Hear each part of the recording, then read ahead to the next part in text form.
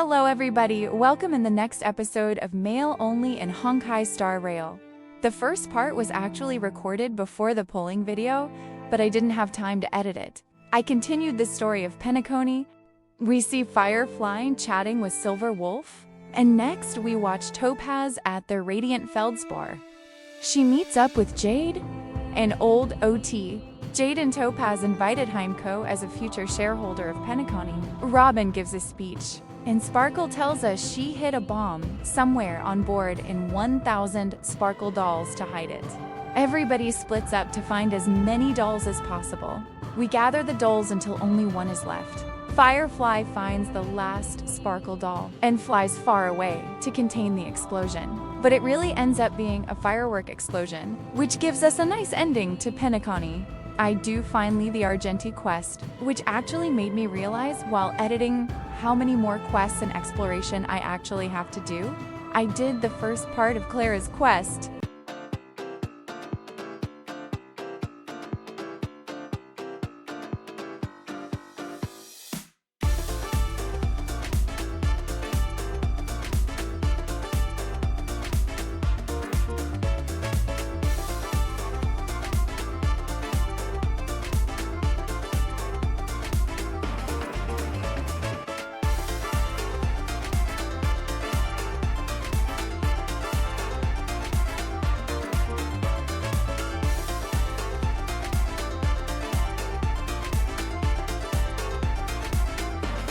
After a bit of thinking, I again picked Luocha as the free 5-star.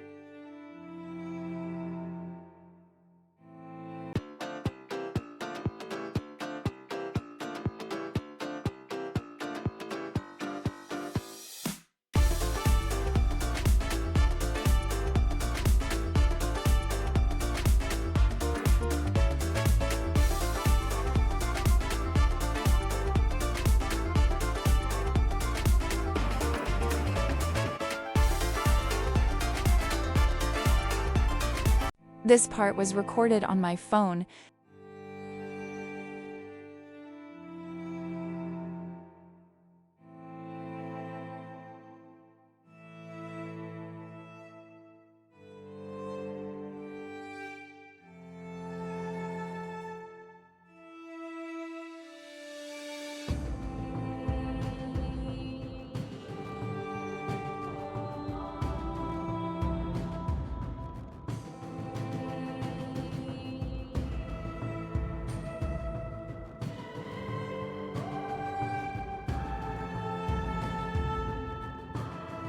And now back to my PC.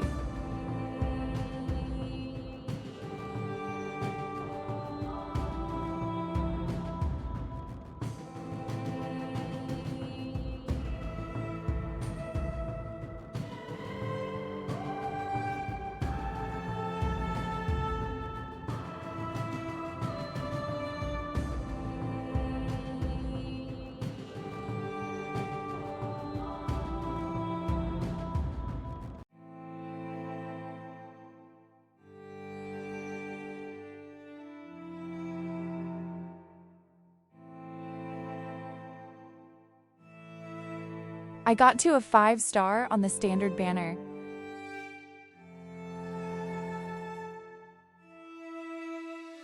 I started the Sunday and Tinshan quest in Penacony. We've talked with everyone before switching to Sunday's POV. As Sunday, we talked with the Bloodhound family members.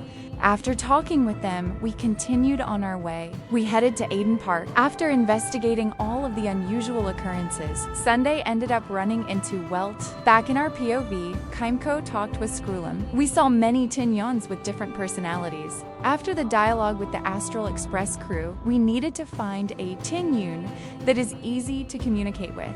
After talking with the one who seemed normal, we finally met Tinyon again, now known as Foog.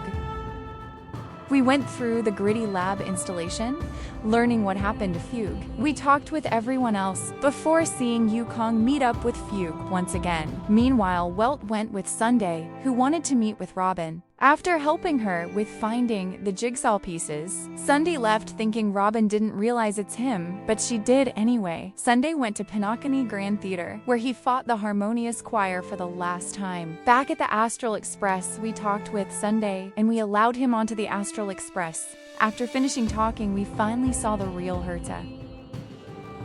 Back at the Astral Express, we joined the navigation meeting to decide the next destination. We packed up our things, we did the warp jump, and Black Swan uncovered Amphoreus.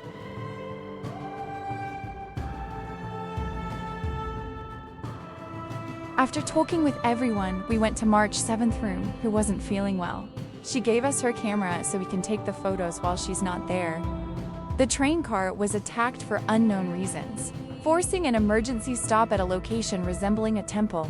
We continue on our way through the location, as we get attacked by the monsters here. Phenon appears first, getting rid of the monsters, before breaking Dan Heng's spear and taking our bat. Talking with him, we learn more about the situation, and we also meet Tribby. Continuing on our way, Tribby demonstrated Onyx's miracle to us. Next, we helped the refugees from monster attacks. After that, Tribby was able to persuade Noldus to lead the people to Okima for protection. We woke up on the back of a Dromas, because Okima was under attack by Strife Titankins. Some of the citizens mistaken us and Dan Heng as Kreese's heirs from the Outlands. Tribby again used Onyx's prayer to fix the fallen pillars blocking the main road. Continuing on our way, a blonde man emerged from the gate, dragging the enemy he had defeated. My Day treated us and Dan Heng as stranders to the Holy City.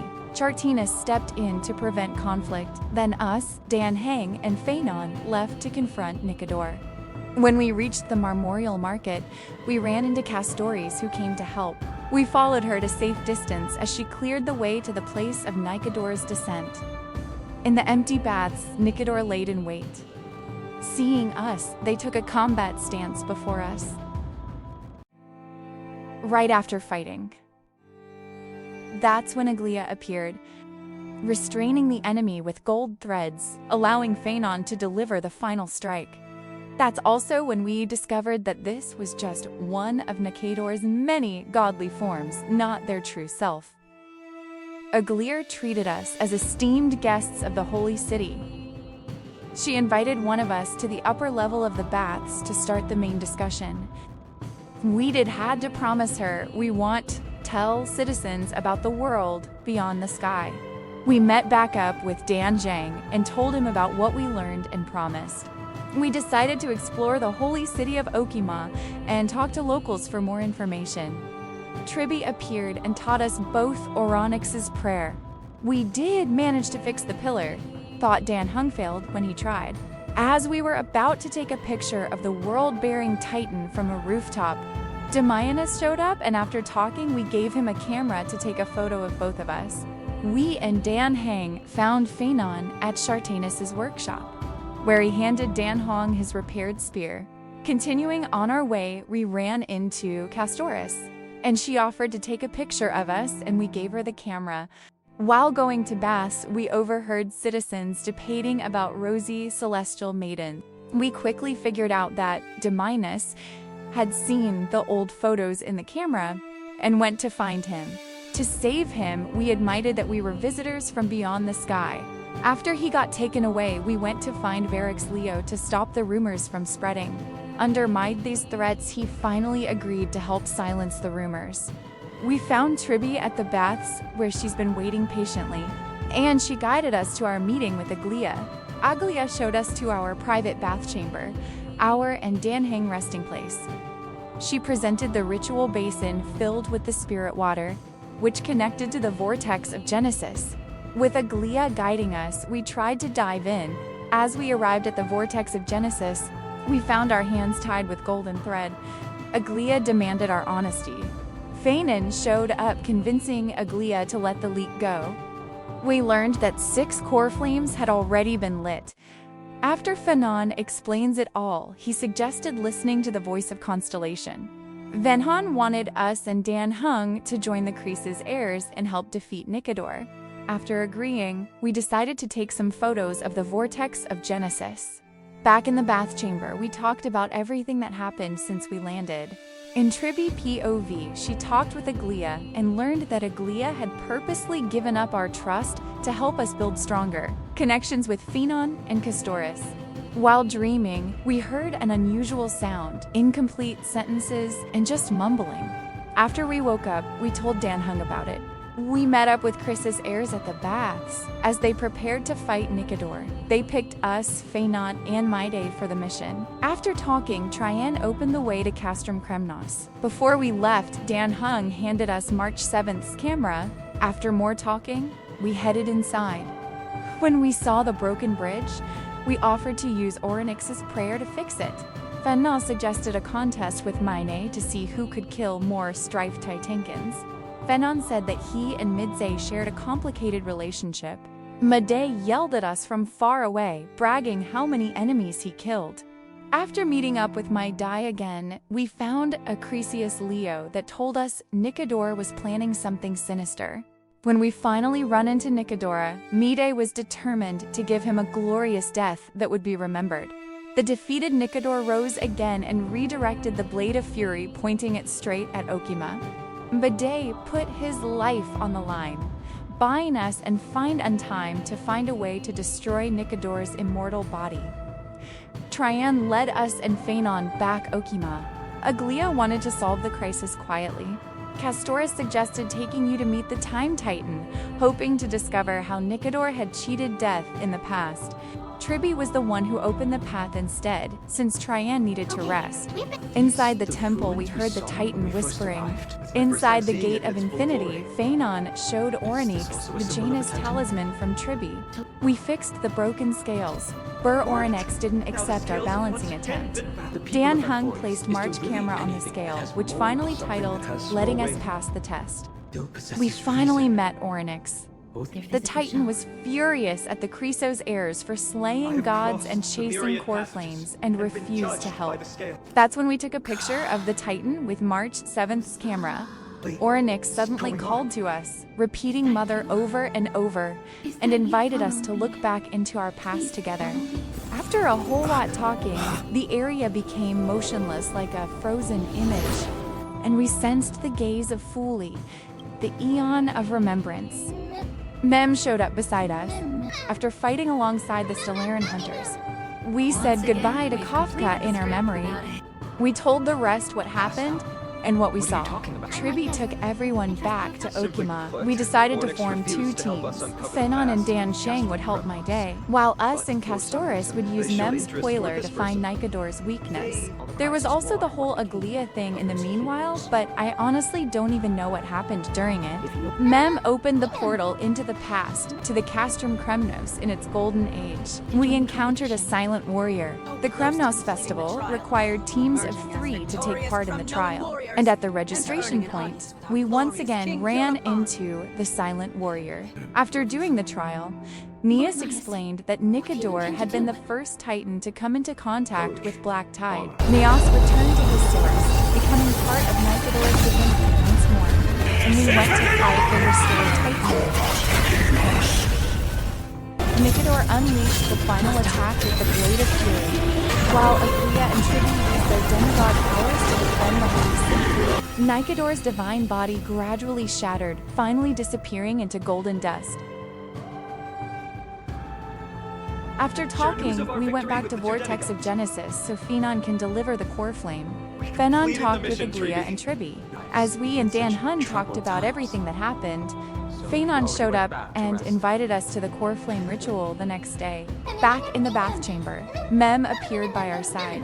It was now able to form full sentences. At the same time, the Hertas sent a message to Noose but received no reply. After resetting the audience system, she turned her attention to Welt and Sunday, who came seeking her counsel regarding the Amphoreus. We woken up from our dreams to find Mem and Dan home, waiting for us. We headed to the Vortex of Genesis, where the Cresos heirs has been already waiting. Under Trinan's guidance, Phenon began the core flame ritual. As the constellation of strife lit up, the divine echo descended. Fine had to undergo the trial of divinity, which he accepted without hesitation. My day finally arrived at the vortex of Genesis. Light up the dawn. Earth shatters, heaven trembles! For chivalry.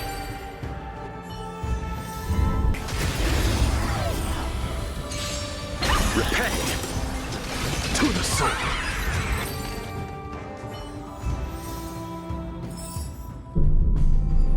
That's all for today. The next one will be kinda a detour, and it will be me farming Stellar Jade for Sunday LC and pulling for it, which I actually already have recorded, just have to edit. After that, I will do the rest of Amphoreus, but probably will change the way I edit it because the current way I do takes ages. So have a great rest of your day or night, and see you in the next one.